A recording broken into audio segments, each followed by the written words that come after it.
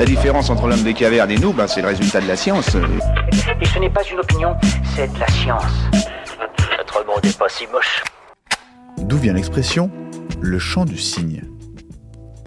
Vous avez peut-être déjà entendu cette expression sans en comprendre la signification. Pourquoi parle-t-on du chant du cygne après la mort de quelqu'un ? Et d'où vient cette expression mystérieuse ?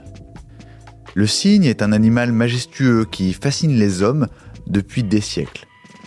Dès l'Antiquité, ce bel oiseau était chargé de symboles. Ainsi, dans la mythologie grecque, le cygne était l'oiseau sacré d'Apollon, dieu de la musique et de la poésie.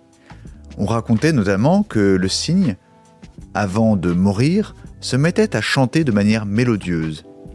Cette légende a donné naissance à l'expression « le chant du cygne ».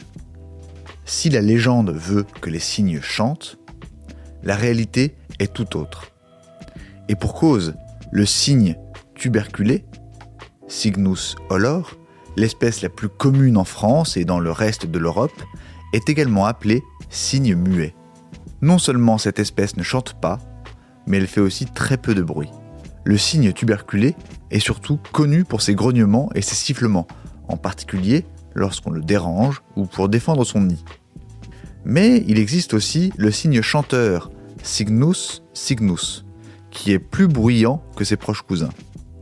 Pourtant, on ne peut pas vraiment dire que ce dernier chante non plus. Ses vocalisations consistent en une série de trompettes et de sons gutturaux, plutôt désagréables. On dit ainsi que le cygne siffle ou trompette. Voilà. Il ne reste plus qu'à vous remercier de votre attention. Au revoir.